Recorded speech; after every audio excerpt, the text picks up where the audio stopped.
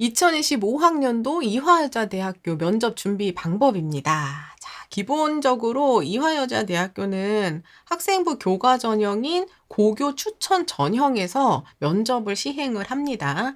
가장 먼저 이 면접 준비 그래서 언제부터 시작해야 되나요? 요거 많이 이제 궁금해 하실 수 있는데, 이 이화여대 고교 추천 전형이 작년까지는 지원한 모든 학생이 면접을 보는 구조다 보니까 사실 고민 없이 그냥 면접을 시작한다 라고 생각을 하셨었는데, 올해부터는 1단계를 통과한 학생들을 대상으로 면접을 보다 보니까 이 고민하시는 분들 중에 일단 지원했는데 지원한 배수가 이 5배수 넘지 않습니다. 경쟁률이 하시는 분들은 그냥 준비해야 되겠구나라고 이제 마음 먹고 고민 안 하실 수 있어요. 근데 지원한 경쟁률, 우리 아이 지금 지원한 모집단이 보니까 5배수가 넘어요. 그러면 우리 아이가 1단계를 통과할 수도 있고 통과하지 않을 수도 있다 보니까 과연 면접 준비 미리 시작하는 게 의미가 있나? 이거를 좀 고민하는 분들이 계시리라고 봅니다. 근데 중요한 건 그거예요. 제가 면접 준비 그래서 언제부터 시작해야 되나요? 라는 걸 설명드릴 때 단순히 우리 아이가 1단계 통과 가능성 여부만 살피시면 안 되고, 과연 1단계 합격을 발표한 날부터 실제 면접을 보러 가는 날까지 요 사이의 기간이 얼마나 되는지를 반드시 체크하셔야 됩니다. 라고 말씀을 드렸거든요. 그런 시각에서 보면 이화여대 같은 경우에는 1단계 합격을 10월 22일 화요일에 발표하고 바로 그 주 토요일과 일요일에 면접이에요. 그럼 우리가 만약에 화요일 날 합격 발표를 보고 면접 준비를 하겠다라고 생각을 한다면 화요일 날 우리가 한 오전쯤 발표를 해준다고 쳐도 화요일, 수요일, 목요일, 금요일, 그다음 일요일 하시는 분들은 토요일 하루를 끼거나 요 정도 면접 준비하고 이제 면접장에 가야 되는 거거든요. 근데 현실적으로 요 짧은 기간 안에 변별력 있는 면접을 준비해내는 것이 참 쉽지가 않습니다. 애초에 제가 9월에 원서 접수하자마자 우리 추석 연휴가 들어가면서 그때 면접 준비로 학교생활 기록부를 면접의 시각에서 정독하시고 핵심적인 질문만 뽑아서 준비하셔도 훨씬 준비를 좀 탄탄하게 하신 상태에서 이 뒤에 오는 면접들을 불안감 없이 준비해 가실 수 있습니다. 그래서 그때도 추석 연휴 때 레드북 특강으로 한번 학교생활 기록부를 쭉 보시면 여기에 나와 있는 기본 답변들 준비하시면서 좀 불안감 없이 준비하실 수 있어요를 강조드렸었는데, 만약에 그렇게 한 번을 봐두신 상태다라고 하면 다시 한번 디테일하게 들어가서 보실 필요는 없어요. 그러면 1단계 합격 발표를 보시고 요 기간 동안 다시 한번 보면서 준비도 가능합니다. 그런데 만약에 우리 아이가 아직까지 면접 시각으로 학교생활 기록부를 뜯어본 적 자체가 없어요. 면접을 본격적으로 준비해 본 경험이 아예 없습니다 하는 학생들은 사실 요 기간 동안 준비하는 게 굉장히 빠듯해요. 그리고 게다가 수능이라든가 다른 요소들을 병행해서 가는 경우라면 이 몇 날 며칠을 하루 종일 이 면접 준비에만 몰두할 수 없는 구조다 보니까 하루의 시간을 온전히 또 할애해서 면접 준비에다가 쏟는 것도 불가능합니다. 그래서 저는 우리 아이가 지금 지원한 그 모집 단위가 이 경쟁률이 5배수 좀 넘어서 7대1이다, 8대1이다 하는 모집 단위들도 좀 있죠. 그런 모집 단위라 하더라도 저는 면접 준비를 먼저 좀 시작하시기를 추천을 드려요. 이때는. 왜냐? 우리는 1단계 합격을 해서 면접장까지 가는 게 목표가 아니라 면접에 가서 경쟁력 있게 면접을 치르고 최종 합격하는 것이 목적이기 때문에 그렇습니다. 이게요, 멘토님, 교과 면접인데 과연 면접이 어느 정도 영향이 있을까요?가 궁금하실 수 있어요. 작년 같은 경우에는 지원한 모든 학생들이 면접을 보다 보니까 사실 이 합격하는 합격자의 꼬리가 조금 더 길 수 있는, 면접으로 뒤집힐 수 있는 그런 구조가 좀 더 컸지 않았냐. 그럼 올해 같은 경우에 1단계를 5배수로 걸으면 5배수 안에 들어온 학생들 내신이 굉장히 촘촘하니까 끝에 걸린 친구들은 거의 더 가능성 없지 않냐 이렇게 생각하실 수 있는데, 이게 어떤 상황에다 갖다 붙여도 결국은 최종 합격을 결정짓는 건 면접이라고 생각을 하셔야 돼요. 면접이 붙어있는 전형은 결국 최종 합부를 결정짓는 건 면접이다. 왜 그러냐면 1단계를 5배수로 걸러서 이 5배수 안에 들어가는 학생들은요. 결국은 내신 환산 점수로 차이가 크게 벌어지지 않아요. 크게 벌어지지 않습니다. 어차피 5배수 경쟁률 안 되는 친구들은 무조건 준비하는 거고요. 우리 아이가 5배수 넘어가는 경쟁률이다. 우리 아이가 5배수를 통과해서 그 안에 들어갔다. 그 안에 들어가 있는 애들은 환산 점수로 정말 소수점 차이라고 생각을 하셔야 됩니다. 그러면 이 교과 점수와 면접 점수를 합산해서 총 합산 합격을 결정하는 구조니까 우리는 이 면접이 정말 중요하다. 오히려 변별 낼 수 있는 구조다라고 생각을 하셔야 되고, 아니 그래도 멘토님 내신이 엄청 높고 걔네들도 면접 열심히 준비하면 우리 애는 내신 좀 간당간당하게 도전한 대학인데 기회가 없지 않을까요? 아니요. 최초합할 정도로 내신이 높고 면접도 잘 본 학생은 다른 대학으로 갈 수 있는 그런 구조가 지금 수시의 구조죠. 그럼 우리는 내가 1등으로, 우리 애가 1등으로 붙진 않더라도 예비번호 앞을 붙여놓고 충원에서 1, 2번에서 우리 아이를 붙을 수 있게끔 총점을 높여두셔야 되는 거예요. 이해되시죠? 이거는 제 얘기가 아니에요. 제 얘기가 아닙니다. 대학에서 말해요. 대학에서 말하는 이 면접의 효과 마지막에 이 그래프로 안내하고 있으니까 거기까지 설명드릴게요. 자, 그래서 이대 면접은 지원하셨다? 그냥 준비한다. 저는 그렇게 추천을 드립니다. 1단계 경쟁률과 상관없이 준비한다. 이화여자대학교 면접은요. 1단계 서류 80%에다가 면접 20%를 합산하는 구조로 되어 있어요. 그러나 이 1단계를 통과한 5배수 통과한 학생들의 교과 내신은 거의 촘촘하게 붙어있기 때문에 면접 20%라고 해도 매우 중요하다. 이렇게 생각을 해주셔야 됩니다. 면접 자체는 제출 서류를 기반으로 한 일반 면접으로 학업 준비도 주도적 탐구 역량, 논리적 사고력, 발전 가능성을 종합적으로 평가한다. 이렇게 되어 있어요. 모집 요강에 면접 세부 일정 또 나와 있으니까 요거 여러분 시간 꼭 체크하셔가지고 여유 있게 가셔야 됩니다. 여유 있게 가셔서 항상 면접장에서 가장 중요한 건 당황하지 않고 준비한 것들을 최대한 펼쳐낸다고 생각을 하셔야 되는 거예요. 아침부터 막 지각해가지고 당황하고 막 갔는데 수험표 없고 막 이런 상황 생기면 당황해요. 당황하지 않게끔 차근차근 시간도 좀 철저하게 보시고 여유 있게 가시기를 추천을 드립니다. 자, 학생부 교과 전형 면접 안내 이 이화여대 자료에서 제가 가져온 거예요. 일단 개별 면접으로 진행된다는 거는 면접관은 면접장 안에 3분이 계시고 학생은 혼자 들어가는 거예요. 그래서 학생이 면접장 안에 들어갔을 때 대기실에서 기다리고 있다가 면접장으로 이동해서 들어가면 앞에 면접 보시는 입학사정관분과 교수님들 3분 앉아 계시고 학생이 혼자 들어가서 면접을 보는 구조다. 이렇게 생각을 해주셔야 되고요. 공통 제시문 같은 건 없어요. 그냥 우리 학교생활기록부의 맞춤형 일반 면접으로 진행이 됩니다. 학교생활 기록부를 바탕으로 한 면접이라고 하니까 이게 교과 면접인데 그럼 학교생활 기록부의 완성도의 그 수준이 학교생활 기록부의 서류 수준이 평가되는 거 아니냐 이렇게 생각하시는 분들도 계실 수 있는데요. 서류 수준 자체는 평가하지 않아요. 정말 말 그대로 면접의 참고 자료로 활용할 뿐이지 서류가 어느 정도 수준으로 되어 있는지는 평가에 반영되지 않는다. 이렇게 생각을 하시면 됩니다. 그리고 면접은 블라인드 면접으로 진행되니까 면접장 갈 때 우리는 교복 착용 금지하는 거 요것만 체크해 주시면 되고 실제로 가면 이름이라든가 뭐 수험번호 얘기하지 마세요. 이런 거 주의사항은 계속해서 주니까 여러분들이 그 방법에 따라서 우리 아이들이 숙지해서 면접을 보시면 된다. 이렇게 생각을 해주시면 됩니다. 면접의 평가 기준은 일단 첫 번째 학업 준비도 체크하고요.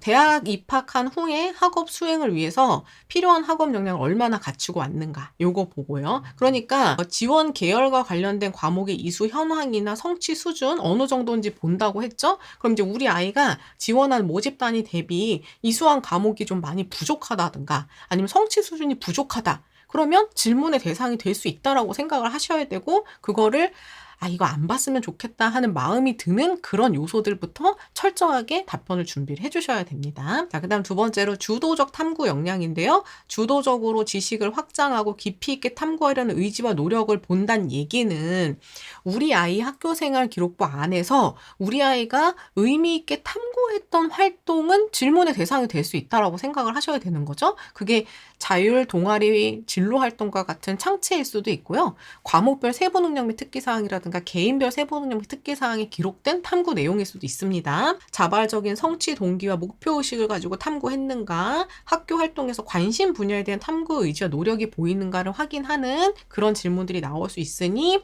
우리 아이가 주도적으로 했던 탐구 활동에 대한 내용들은 구성을 해두셔야 됩니다. 답변으로. 다음, 논리적인 사고를 바탕으로 자신의 의견을 효과적으로 전달할 수 있는가, 요거를 봐요. 자신의 의견을 효과적으로 표현하고 적절한 의사소통 능력을 갖추었는가, 자신의 생각과 정보를 논리적이고 체계적으로 잘 전달하는가를 확인을 하는데, 사실 지금까지 이제 면접, 2대 면접이 6분 정도로 굉장히 짧은 시간으로 진행이 돼 왔어요. 그러다 보니까 학생이 들어가서 질문과 답변의 평균 시간이 한 1분 정도 된다고 치면, 질문이 한 10초, 20초, 그다음에 답변이 한 3, 40초 내외에서 길면 1분, 요 안팎으로 생각을 해보면 많으면 6개까지, 적으면 한 4개에서 6, 7개 정도의 질문이 오고 갈 수 있는 구조라고 생각을 하셔야 됩니다. 그러면 생각보다 우리는 이 레드북에서도 예상문항 200문항을 우리가 출제해서 준비했는데 가서 내가 한 6개 질문 받고 온다고? 라고 생각하면 정말 허탈할 수도 있어요. 그런데 문제는 뭐냐면 그 6개 질문조차도 우리가 이 준비한 200문항에서 안 나올 때도 있어요. 어떤 경우에 안 나오냐? 내가 답변한 거에 대한 꼬리 질문이 이어지면 우리는 그거는 개별 문항으로 뽑아서 준비하지 않았기 때문에 이건 준비하지 않은 질문이 될 수도 있는 거예요. 그럼 이제 우리가 그때 생각해야 되는 건 당황하지 않아야 된다고 했죠?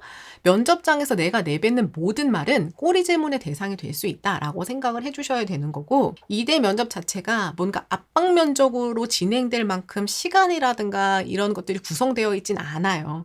그럼에도 불구하고 꼬리 질문이라고 하면 학생들은 스스로 이제 압박감을 느끼게 되는데, 제가 이 레드북 특강 이 앞에 기본 이론에서도 강조해놨지만 여러분, 꼬리 질문은 오히려 우리에게 기회라고 생각을 하셔야 됩니다. 여러분들, 우리 아이들이 어떤 답변을 충실하게 하더라도 교수님만큼 알 수는 없어요. 그쵸? 그럼 우리 아이가 어디까지 준비해서 이만큼까지는 제가 알고 있습니다를 보여줄 수 있는 기회가 오히려 꼬리 질문이라고 생각을 하시고, 괜히 내가 이 말을 내뱉었을 때 꼬리 질문으로 탈탈 털릴까봐 걱정되니까 말하지 말아야 되겠다라고 생각하면 안 되고요. 내가 여기까지 안다는 걸 최대한 말아야 되겠다라는 생각으로 면접관분께서 질문하시는 내용의 핵심적인 내용들을 최대한 말할 수 있게끔 준비를 해주셔야 됩니다. 마지막으로 이제 발전 가능성 체크를 하는데요. 현재 상황이나 수준보다 질적으로 더 높은 단계로 향상될 가능성을 봅니다. 우리 학교에 해당 모집단이 입학해서 충분히 수학 가능할 것으로 판단되는지, 본교의 인재상인 더 인재로 성장할 수 있는 잠재력 지녔는지라고 했는데, 요즘 인재상 누가 보나요? 라고 말씀하시면서 여기 지금 나와 있는 더 인재가 뭔지 모른다. 아니, 평가 요소에 떡하니 더 인재로 성장할 수 있는 잠재력이 있는지를 보겠다는데 우리는 더 인재가 뭔지 몰라요.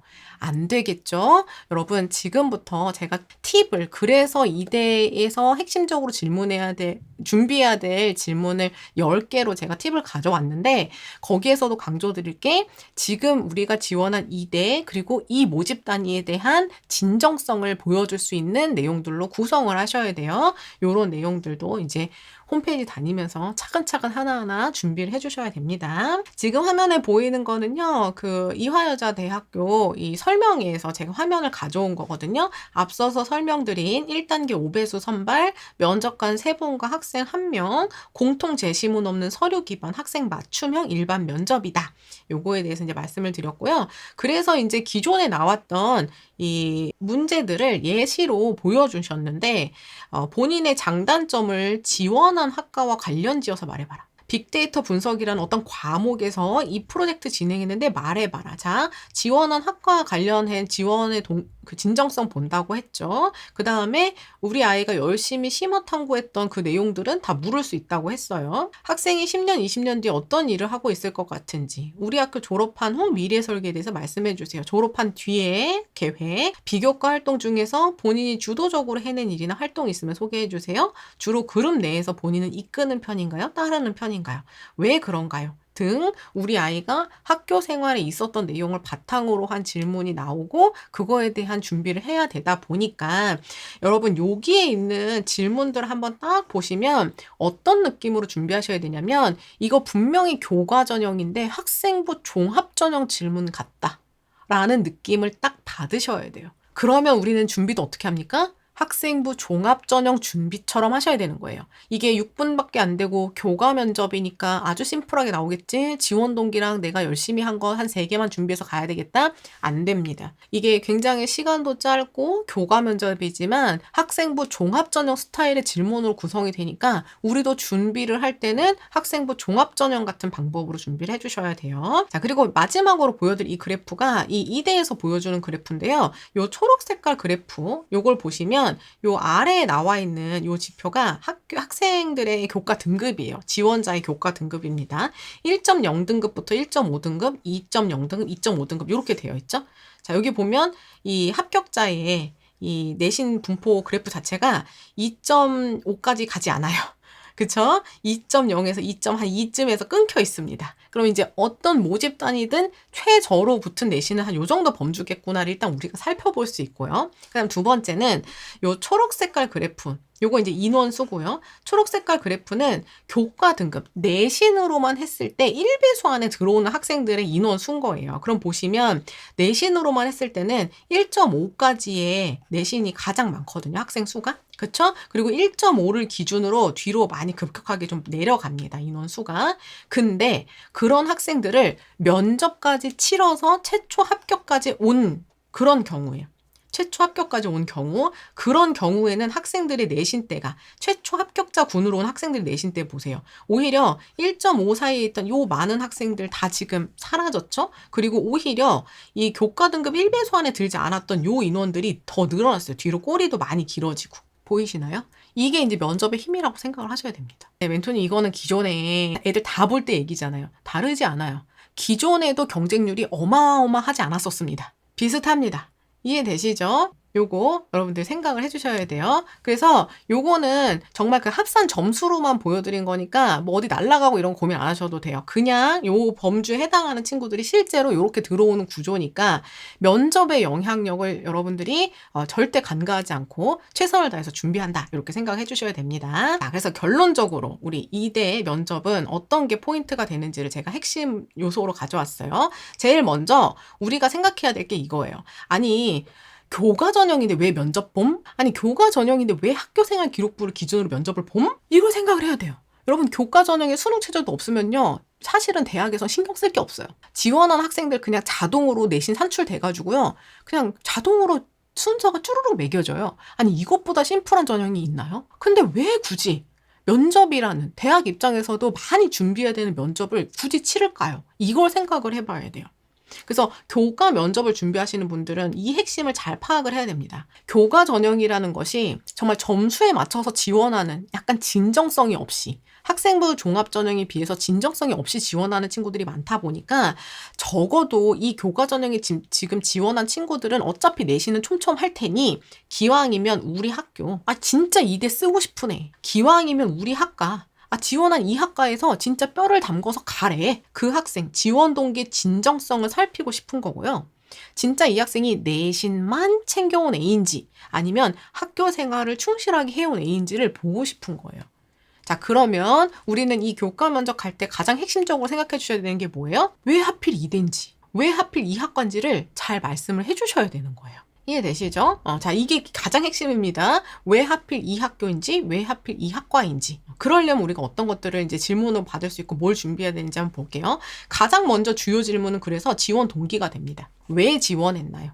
여기서 뭘 하고 싶어서 지원을 했나요? 그런데 이 지원 동기를 만들 때 어떤 친구들이 문제가 되냐면 내신에 맞춰가지고 서류 방향이랑 살짝 다른 모집 단위로 지원한 친구들은 이제 조금 약간 찔려요. 내 서류를 보면 나는 이 모집 단위의 진정성이 없어 보일 텐데 어쩌지? 그런데 여러분, 이 사실은 지원 동기 진정성이라는 건 가장 먼저, 제일 먼저 어디에서 오냐면 1순위 어디에서 오냐면 우리 학과에 지원했다에서부터 와요. 이거 진짜 큰 거 아닌가요? 엄청 고민해서 그 많은 모집 단위 중에서 하필 여기를 썼다?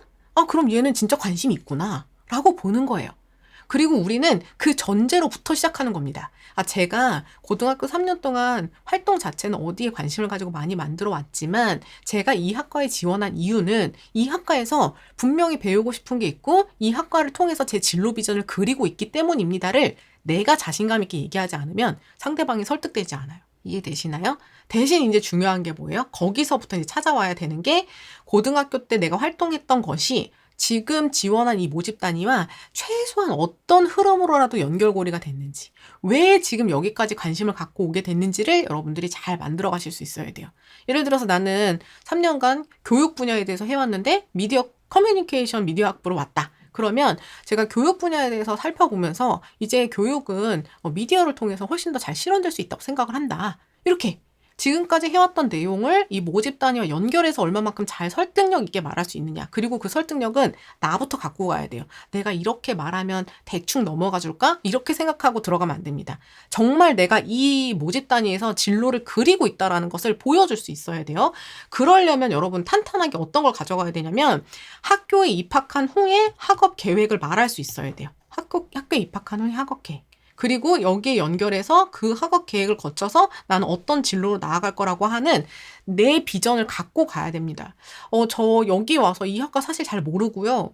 여기 나와서 뭐 배우는지도 모르고요. 제가 앞으로 어디 갈지는 모르겠는데 그냥 이대는 붙어야 되겠으니까 일단 썼어요. 이런 학생들을 뽑고 싶지 않다는 거예요. 왜? 옆에 온 애가 내신이 0.2가 부족해도 걔는 이 모집 단위에서 진짜 진로를 그리고 있는 애거든요. 걔를 뽑고 싶다는 얘기입니다. 이해되셨죠? 자, 그러면 지금부터 여기에 대한 관심을 진짜 내가 이화여자대학교 이 모집 단위에서 무엇을 배워서 어디로 나가고 싶은지를 지금부터 잘 말하면 돼요. 너 3년 동안 그거 안 바라보고 왔는데 왜 갑자기 여기 썼어? 너 가짜 아니야? 아니에요. 제가 3년 동안 거기 관심이 있었는데 마지막에 제가 여기에 관심을 갖게 된 계기는 뭐냐면요.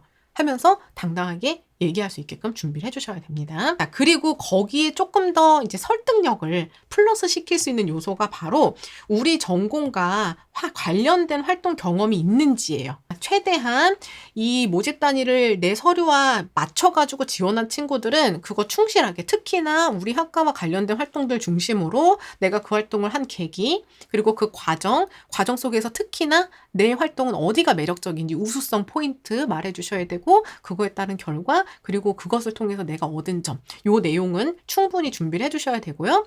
앞서 말씀드린 것처럼 학과를 좀 변경해가지고 활동 관련 경험이 없는 분들은 뭘로 연결하셔야 되냐면 역량으로 연결해 주셔야 됩니다. 역량. 그 활동의 모집 단위에 대한 그 키워드가 갖고 있는 건 아니라 하더라도 그 모집 단위에서 뭐 리더십이 필요한데 리더십 활동 이렇게 해왔다. 이 모집 단위에서 협력이 중요한데 난 협력을 이렇게 해왔다. 이 모집 단위에서는 분석 능력이 중요한데 난 분석 능력 이렇게 키워왔다. 요거 말하실 수 있어야 돼요. 자, 그리고 나서 모집 단위에 대한 관심 가졌다고 하면 이대 자체에 대한 관심도 가져주셔야죠. 이 학교 및 학과에 대한 배경 지식 요거 보여주셔야 됩니다. 요거는 이화여대 자체에 대한 관심으로도 같이 연결될 수 있어요.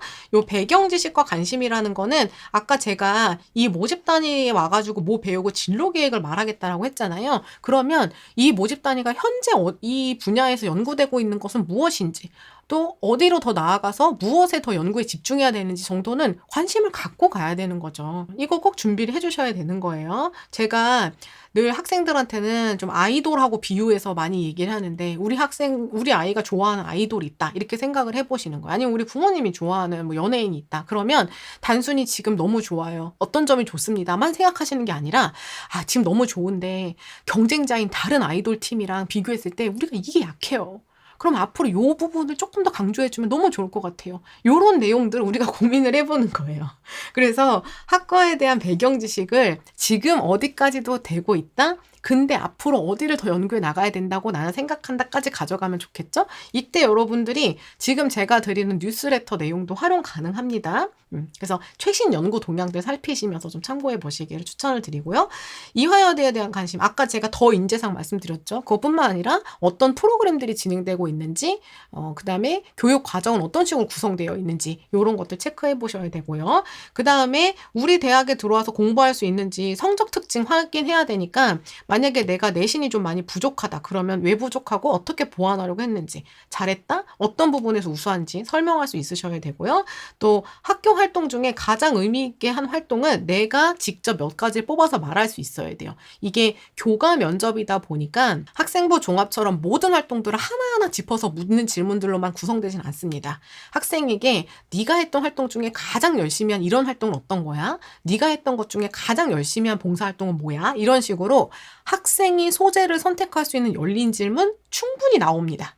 첫 질문부터 그냥 나오기도 해요. 그러니까 가장 의미 있게인 활동들도 내 입장에서는 자랑할 것들이 몇 가지 뽑아가지고 면접장에 들어갈 수 있어야 됩니다.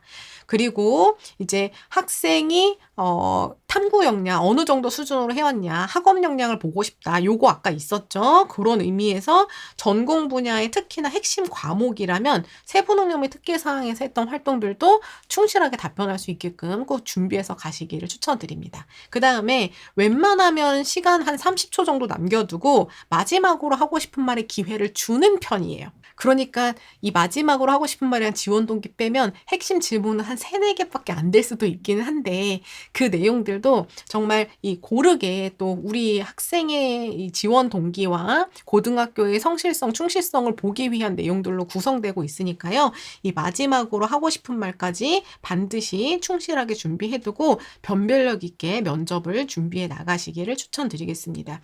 자, 요런 내용들을 쭉 살펴보셨으면 이제 우리 레드북 갖고 계신 분들 어디를 핵심으로 봐야 되냐 요거 이제 체크하셔야 되겠죠. 그 중에서도 여기 맨 앞에 1장에서 뭐 면접 준비 과정이랑 평가 방법 이런 거는 당연히 기본으로 이제 보셔야 되는 거고요. 2장, 3장, 4장 이렇게 내용으로 구성되어 있는데 그 중에서도 요 2장과 3장에 대한 부분이 있죠. 요게 사실 학교생활기록부 전체거든요. 학교생활기록부 전체예요. 그래서 요 부분 중에서도 아까 자율, 동아리, 진로 요 부분에 대한 이 탐구 활동이라든가 열심히 참여했던 거, 전공이랑 관련 없는 것도 당연히 질문합니다. 좀 심도 있게 활동해가지고 우리 아이가 좀 에너지 쏟은 것 같다 하는 활동도 다 질문으로 나오니까 일단 준비하셔야 되고요. 그 다음에 이 교과학습 발달 상황, 아까 성적 수준 본다고 했죠. 그 다음에 세부능력 및 특기사항 중에서도 특히나 전공 밀접한 과목들은 일단 우선순위로 보셔야 돼요. 그래서 지금 제가 분홍 색깔로 표시하는 것들이 1순위입니다. 1순위. 여기 보시면 4장 중에서는 지원 동기 및 학업 계획, 전공 진로. 여기가 1순위예요. 여기까지가. 자, 그래서 이제 우선순위를 두고 준비하실 때 제가 분홍 색깔로 하이라이팅 한 게 1순위로 먼저 준비하실 부분이다. 이렇게 생각을 하셔야 되고요. 거기에 더해서 당연히 인성 역량이라든가 독서 활동, 또 행특에서 선생님이 유독 강조해 주신 내용이 있을 수 있어요. 뭐 탁월함에 대해서 평가를 하셨다든가 혹은 부족함에 대해서 짚어주셨다든가 이런 것들은 또 나올 수 있으니까 준비해 주시고, 출결사항 같은 경우에는 기록이 좀 많은 친구들만 뭔가 준비한다 이렇게 생각을 하시면 됩니다. 유독 내가 뭐가 많다 하는 친구들만 준비하시면 된다 이렇게 생각을 하시면 돼요. 그 다음에 그 외에 대학 생활이라든가 자기의 가치관 이런 것들은 먼저 좀 요 2순위까지, 파란 색깔이 이제 2순위고요. 2순위까지 하신 뒤에 그 다음에 그 뒤로 살펴본다 이렇게 보셔도 됩니다. 이해되셨죠? 자, 그 중에서도 이제 핵심이 되는 거는 우리 문항으로 가면 126번, 127번이라고 볼 수 있는데요. 아까 제가 말씀드린 것처럼 이 이대 면접이 굳이 교과 면접인데도 면접을 보는 이유, 가장 큰 이유는 뭐다? 지원의 진정성을 보기 위한 거다. 그러면 우리 학과에 지원한 이유는 무엇인가요? 별표 쳐놨죠? 필수 문항이라는 얘기입니다. 거기에 대한 답변 방향 보시고 우리 아이 답 여기다 구성하셔서 요거 워크북으로 활용해 주시고요. 그 다음에 127번으로 바로 이어집니다. 그 중에서도 하필 우리 대학을 선택한 이유는 뭔가요? 그럼 보면 여기에 뭐 대학 프로그램, 교육과정, 그 다음에 등등 인재상, 학풍, 교육 특징 등등 제가 답변으로 구성해야 되는 내용들을 다 답변 방향으로 팁을 붙여놨으니까 요 내용들을 홈페이지에서 찾아가지고 정말 나는 이 대학 아니면 안 된다. 면접장에 들어갈 때는 나한테는 이 대학밖에 없다라는 생각으로 여러분 준비하면서 들어가 주셔야 됩니다. 자, 여기까지가 이화여자대학교 2025학년도 면접 준비 방법이었고요. 이 레드북 특강과 함께 또 조력하고 계신 우리 부모님들께서 우리 아이들 요 핵심 부분 또 뽑아가지고 함께 조력해 주시면 우리 아이들도 최종 합격까지 갈 수 있는 에너지 우리가 함께 모을 수 있지 않을까 싶습니다. 마지막까지 최선을 다해서 준비하시고 꼭 합격하시기를 응원드리겠습니다. 감사합니다.